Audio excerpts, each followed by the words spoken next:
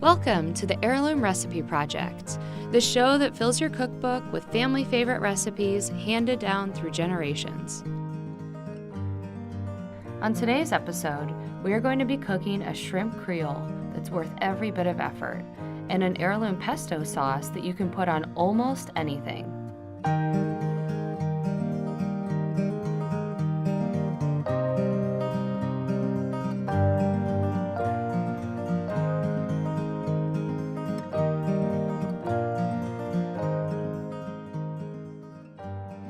Here we are with Carlotta. She's invited us into her home tonight. We're very excited to be here. Well, thank you. I'm thrilled that you're here. Great. Well, what are we cooking tonight? We are making shrimp Creole.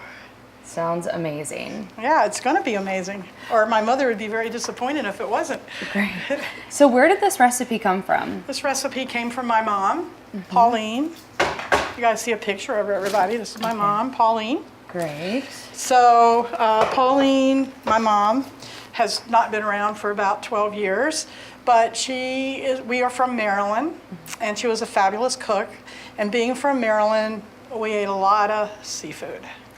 But Creole food, you would expect to be from Louisiana. But we had a lot of shrimp. Great. Okay. So, yeah, we're not from Louisiana. No. So how did you get this Creole recipe all the way to Maryland and become a favorite recipe? Because it was my mom's favorite recipe. And it's just one of these go-to recipes that's easy, but yet it's kind of a high-end one. A little different than just steak and mashed potatoes. So tell us about growing up in Maryland. Well, growing up in Maryland was very interesting, considering that I didn't exactly live on the farm. My dad and mom had other farms that were there. Living by Camp David was very interesting. So, and I had a horse, so I used to ride my horse. My brothers and sisters said I never helped with the turkey farm. They're probably right. Another little interesting fact about me is I was hit by a school bus when I was 5 years old. Oh no. So I left amputee, so below the knee. Oh, a lot of history. A lot of history from Thurmont, Maryland. Wow. All right, where do we start? Okay, well, first of all, I thought it might be kind of fun to show everyone how to devein a shrimp. Okay. Now, we are using frozen shrimp today just makes it faster, but a lot of people don't even know how to do this, and they're scared to do it. Everyone's scared of that. So I'm just going to take this little tool, this is called a core, and these are pretty darn clean, but you just go like this, and you get that nasty stuff out of there, right? Do you devein your shrimp every time you cook this recipe? Oh my gosh, yeah. You want to get that nasty stuff out of there. Okay. It is nasty. So you see that? But this is why a lot of people don't buy fresh shrimp. Sure. They don't know how to get this out. Sure. So I just wanted to show you all that. So we've just now turned on the butter, and I hate to sound like the cliche, but you can never have enough butter. So how much butter do you have now that's warming up? That's probably about 4 tablespoons. Oh, that's a good start. That's a very good start. I know traditionally in the Creole sauces, they use butter and flour instead of oil. So, and we're not going to use any flour in this, and it's hot. So we got that butter going. This is called, by the way, this little pan is a very unique pan because you can put it on gas, electric, put it in the stove, or put it underneath the broiler. So, nice. All right. So I want to get it a little bit more heated up because when you add your onions, you want to have everything nice and hot so it really sizzles. So we'll just do a few more celery and onion in here. So you have the celery and onion mixed together in there? I do. And how much do you have of both? This recipe called for 1.5 cups of onion, 1/2 cup of green pepper, and 2 cups of celery. I might be off a little bit, but that's about what it calls for. Nice. So we want to get it in there. Good base so for the sauce. Get it going like that. And we're just going to take this blade out. And it's called the manual food processor. Okay? That's good. It helps you save some energy for the eating part. That's right. And then we want to get some fresh garlic going on here. Okay. So we're going to take, and you said my last name is Antonelli, so maiden name was Smith. So I married the Italian. Okay. So I'm going to put this in just like this. So now, have you ever made your own modifications to this and used turkey since you grew up on a turkey farm? I have never used turkey with this. No, I mean, I could. I don't know why you couldn't. I mean, turkey's the in thing now, right? Ground turkey. Sure, yeah. Because it's much less fattening. Yep. So not as much fat in it. So we're just going to roll this around. So you're just rolling the I just took the the outer skin shell, the skin off. right off. Great. How much garlic do you use in this recipe? A lot. I mean, it's kind of butter and garlic. You can never go wrong with it. Right. I'm just going to put, just gives the butter some nice flavor is all. You won't be able to taste it in there, but this does a great job of just making nice little slivers. Nice. So tell me about growing up on the turkey farm. What are your fondest memories of it? Riding my horse. Riding your horse. Riding my horse. Did you have the horse and the turkeys like cohabitated? No, the horse was right across from the turkey plant, and then the house that I grew up in was right up the street from there. So, yeah, I have great memories. I used to be able to sell a couple of presidents. At Camp David. Camp David was there. We used to ride our horses up by Camp David. That was a lot of fun. And we need more butter. Okay, absolutely. So go to the refrigerator. Okay. And look straight up. So we're just going to keep moving this around just like this. So you're just using your basic salted. I'm using the salted butter. So we'll just grab this. How do you know when to add more butter or that you have a good amount? Because look there? in here. Because see? Because it's going to start to stick. Sure. And I don't want it to stick. Okay. So we'll just keep moving it around. Perfect. Just like that.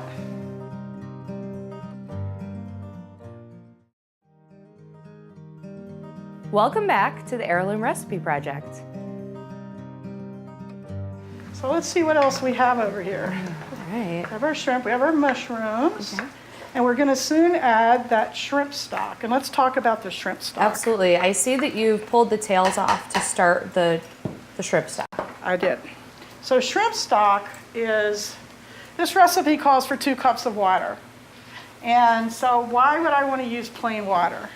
So the best way to make shrimp stock is you just get some fresh shrimp, take the tails off and the shell, and just throw it in here and just let it steep for a while. And then I also threw some Old Bay seasoning in there. Oh, great. So are you familiar with Old Bay?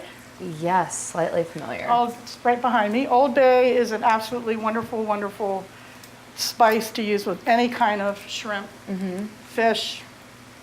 Sometimes I even put it in spaghetti sauce. Now, would they have used the shrimp stock for the recipes? My 60, mom? 70? No, No? no. Just the No, it's just the that I water? love to cook, so this was a way for me to be able to just incorporate rather than just water. Yeah, and it's a more traditional way to do it as well. That's right. So we want to add some salt and pepper, and salt and pepper's behind me. I'm All so right. sorry. No, you're good. Thought it was over here. All right. Well, my only job is really to help you and make Okay. this look as good Or as you're you're- making it look. So. You're an excellent assistant. You know, Thank you very I much. do have job openings. Oh, you do. That'll be perfect. As long as you feed me, I can do it. Okay, I can feed you. Okay. So just want to let this sweat a little bit more. See how it's sweating? How long does this normally take? Well, if I was making a great big pot full, it would Yeah. take a while. We really should probably sweat it a little bit more. And also with, you know, the longer you cook a sauce, you know, the better it is, right? Yeah. So, So do you have a consistency that you're always looking for when you cook this? I mean, I imagine you've made this for so long that you know exactly what it looks like and I know exactly what it looks like. It should be kind of thick. So we're going to hope that it gets nice and thick. And this is a smaller pan. Again, I would have made it in a bigger pan. But I'm going to add that broth now. So we're going to use a strainer. all right. And just like this. Oh, it's going to be so good. And doesn't it smell wonderful? It does. So you really do need to use a strainer though. Okay, yeah, I can right. see that. It leaves all the legs and tails. Okay. So you keep mentioning that you normally use a bigger pot, which insinuates that you're usually cooking this for a lot of people. Yes, I've had people over for dinner, just like my mom did. Is this a recipe that's in high demand from your family? From Your my kids. grandkids and kids? Not my grandkids. I'm not, well, they might eat it. I'm not sure about that. They might or they might not. So we're going to take the can opener, which I already, there's the can, I already right. opened it up, but this would be the can opener. Okay. Tempered chef. So, now this is the really weird thing about this recipe, Okay. is the fact that it calls for canned tomato soup. Isn't that weird? But I would imagine that back then, They can their own tomatoes. but you know and what? maybe- I love the flavor it gives to it. We're just gonna mix this around, and then it calls for a whole can of tomato paste, but we're only gonna use a half a can. Okay. Okay? And then we're gonna add some other secret ingredients. Oh. One of my mom's favorite things to use is Worcestershire, Oh, yes. and this calls for Worcestershire. Oh my gosh, doesn't this look good? It does Can look you just really good. Look at that. Yeah. And I can see how it'll start to thicken as it heats up and it... The tomato paste will help it a lot. So we're gonna grab the mushrooms. And we're gonna, now my mom's recipe did call for mushrooms in the jar. Oh, nasty, right? okay. I guess back then we didn't know any better, I don't know. So we have to use fresh They mushrooms. didn't know to use fresh mushrooms. They did not know. And here's our Worcestershire. This is like, it is just the most wonderful flavor. I think that and the butter and the garlic are a pretty good promise for Yes. a successful Huh. dish. Looking good, huh? Yeah, it does look really good. It smells great. Just keep stirring it around. And let's start to add our shrimp. We're gonna have quite a little pan full here. Oh, wait a minute. Is this the Old Bay? Is this the secret? This is the Old Bay. Okay. Now that smells great. I love Old Bay, and you can use it for a lot of different things. Now we want to add lemon. Lemon and A lemon zest? lemon goes so well with shrimp. Sure. So let's just do Now, it. I know this is normally served with steamed or boiled rice. How do you normally serve it? It's going to be with rice, and it's right behind us. Nice. Rice is all ready to go. So when we plate it, okay. And I'm going to cut that lemon in half. All right. And we're just gonna put a little fresh lemon juice in there. Every kitchen needs one of these. Well, for cocktails and Yeah, for for- sauces. and- Well, lime, margaritas. Oh, yeah, exactly. Just a little bit in there. What do you normally serve with this? I Rice. mean, with other dishes or No, beverages or... A salad, just a salad, French bread, which I've got that going behind us. Is this the way your family also served it when you were growing Oh, up? yeah, except my mom always had fruit salad with it. So, all right, let's get this going in here. But growing up close to a lot of seafood, Yes, how do you feel about using frozen shrimp? I'm not crazy about it, but, and you can't get crab out here. I love crab cakes. So whenever I travel on my Pampered Chef trips, the first thing I go for is crab cakes. Have you used crab in this with the sauce before? No, or any other because kind of seafood? around here I would have to get canned crab, and I'm not going to do that. Yeah. I just don't like it. So, so I think we can get a few more shrimp in there. Okay. What do you think? Yeah, Go ahead. I'll help. Just tell me when. Just do them all. Okay, I can do that. You can never have enough shrimp, right? No. There we go. Okay, so we're just going to let it cook for a couple of seconds. Nice. And of course, if you're going to have a meal like this, you have to have some wine. Okay. Here, I think you should taste it. Okay. And then do you Go ahead. just taste it while you're watching it cook? I've been known to taste wine while I've been cooking. So go And right ahead. sometimes use it in your Yes. cooking. Welcome back to the Heirloom Recipe Project. So the cook really needs to taste to make sure there is enough of everything in here. So I'm going to taste this, okay? How many times do you normally taste your recipes before? Quite a bit, but in my real job, when I'm out in other people's homes, I can't really do that, so I have to cook blindly. Oh no. Right. So I feel like you should pack a bunch of just adorable mini spoons that you just carry with you and you can taste it. then taste it. Yeah. That's a great idea. And now you're Oh my gosh, you're tasting for salt and pepper, it's perfect. the garlic. Can you taste the lemon? I can taste everything. It's absolutely Okay. wonderful. I can't wait. So what do you think? Do you think we ought to taste this? Yes, I'm so excited. I've been smelling it now for a half an hour. That's right. And I have my glass of red wine. Yep. Okay. Cheers to you. I think we're ready. Okay. So don't be afraid. Okay, I'm not at all. It looks so amazing. And the huge chunks of fresh mushroom. Good, huh? Absolutely. Well, you didn't get a shrimp. You gotta get a shrimp. Well, you can taste the spice, Right. the Old Bay spice, and Here a we little go. bit of lemon. Oh my God. It's great. There's no way I could eat. Okay, I could try. I'll do the mushroom. It's fantastic. I think you'll make a lot of people from Louisiana very proud. Good.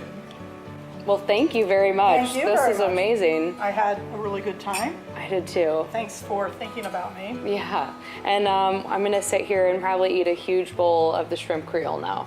Okay. Make your mom proud. Okay. Yeah. All right. All right. Thank you. We're here with Mike. And Mike, I hear you're Italian. Yes, I am. All right. Okay. Yeah, yeah. My last name's Antonelli, so what do you think? A little bit. Yeah. Maybe. yeah. And we're making Green Death? We're making Green Death, which is better known as Pesto.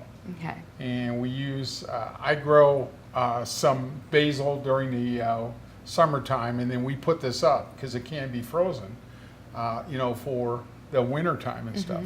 So one of the things that it has is we use fresh basil, we use some cilantro, we use, of course, some great Parmesan cheese, and then of course we use pine nuts. And the pine nuts is actually put into this dish because it's kind of it's from northern Italy.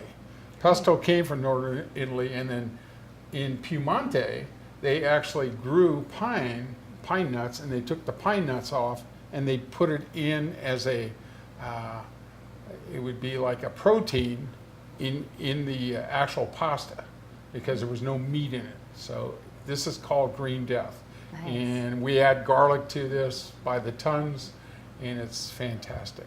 I can't wait. Yeah, So where did you get this recipe? my grandmother, and I watched her make it when I was growing up, and she gave me the recipe, and I followed it ever since. And so it's something that's been in our family for 100 years probably.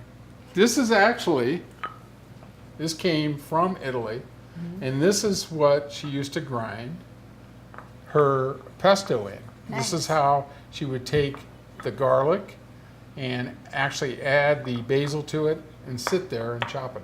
I do it a lot when I was growing up and stuff.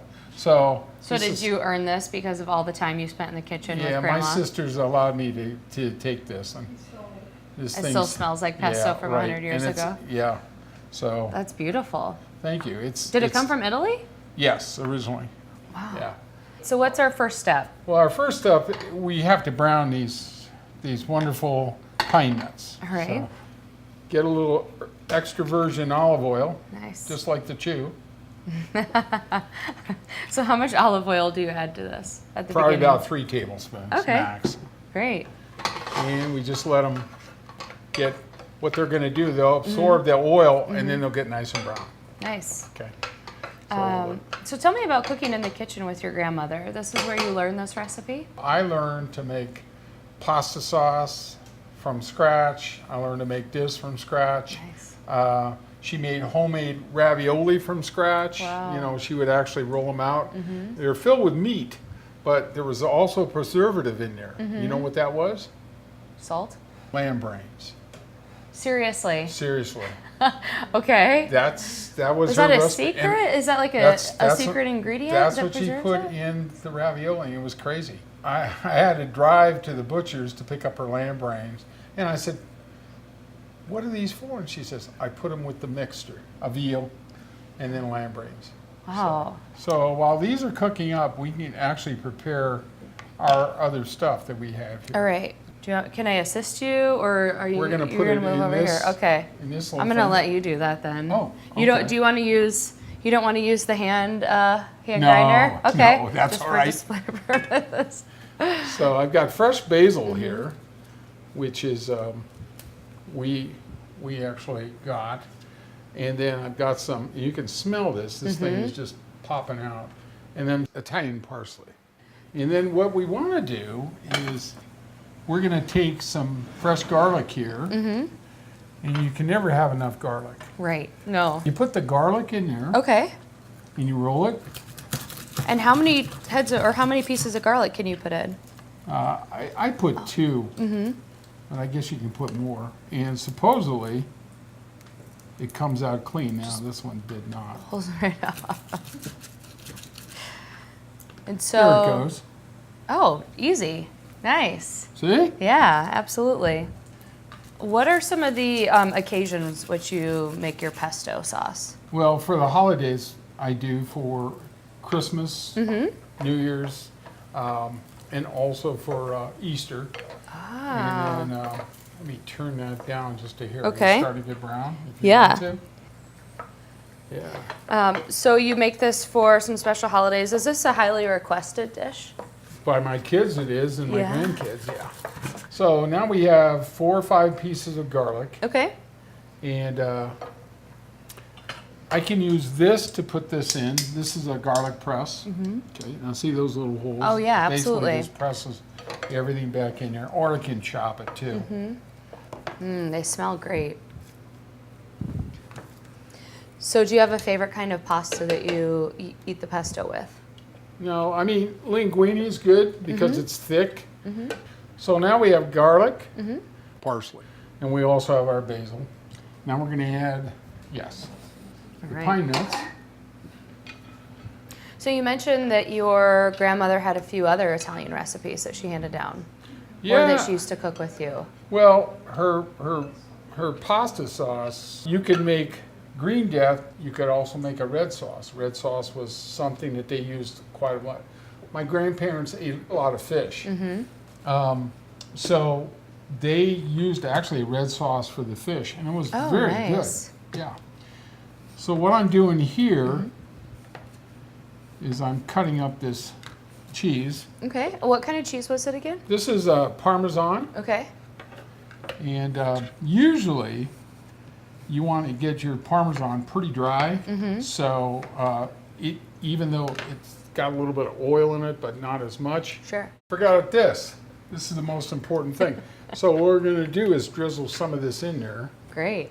I'll, How much do you drizzle in? just enough so it emulsifies. Okay. So it gets, see how it's getting, Sure. so we'll get a little bit more. Oh yeah. And you can tell by the way it smells what you're looking for? Oh yeah. Okay, let me smell. You like that? It's great. How long do you blend it for? Usually until it emulsifies, probably no more than 5 minutes, maybe 10 at the most. But usually I've got this thing full, you know, because I'm harvesting it from the garden. Yeah. And what we're going to do, we're going to take a little bit of the pasta. Okay. Now, what I want you to do. Oh, is I have a gra- job now? Oh, Okay. of course you do. All right. You can't be in the kitchen with me without a job. I'm sorry. Okay. Kind of the way you grew up too, it sounds like. Everybody had a job. Ah, all right. So I want you to take some of that Okay. cheese. That's not a knuckle buster, so you should be good. Oh. Be like Mario, you know, back and forth. Yeah, there you go. Well, see, I'm not Italian, so I don't have it. That doesn't matter. I don't really have it in my blood to do this. Okay. Good? Yeah, that's good for right Ooh, now. that does look good. Now we're It's gonna, so bright green. Yep. It's such a great color. So we're gonna take a little bit of that. Okay. I like that you add the cheese on the pasta and then you put the sauce on and mix it all together. Yep. And we'll add some more. Yeah, that's good. What are you smelling for? I'm smelling actually the basil to jump out at me Okay. and the garlic. So we'll add some more. And that's how you know you've done it the right way. Yep. Great. Okay. Go ahead. Again? Oh yeah. All right.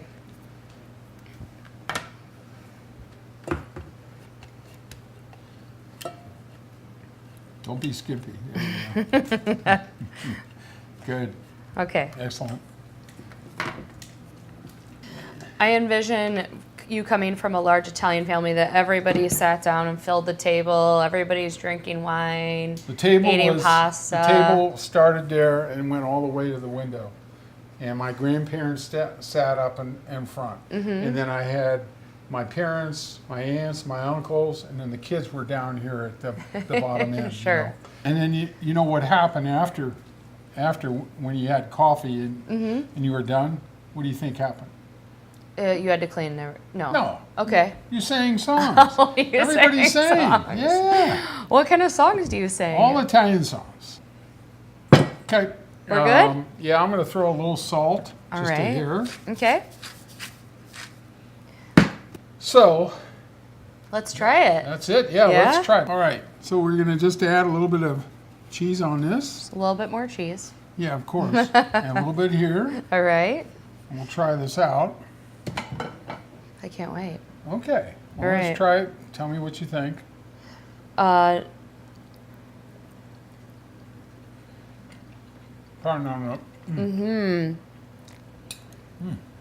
The flavors are so bright and you can taste the roasted pine nuts in it. Right. So good. Are you gonna sing while I'm eating this though? Okay. When the moon hits your eye like a big pizza pie, that's amore. Hearts will play tippy tippy tay, tippy tippy tay, like a gay tarantella. How's that? I can't tell which one's better, the pasta or the singing. Oh, It's great. Thank you so much for making this and Oh, sharing all of your my stories pleasure. too. Well, I appreciate that, Yeah. keeping my grandmother's recipe alive. Now you know how to make this, and you can freeze it, put it away for the winter time. I just have to work on the singing part. Oh, well, I'll just come back over for that. sure. Come on over and All right. we'll do it again. It sounds good. Thank you, Mike. Thank you very much. If you'd like to participate in the Heirloom Recipe Project, email us at heirloomrecipeproject@gmail.com.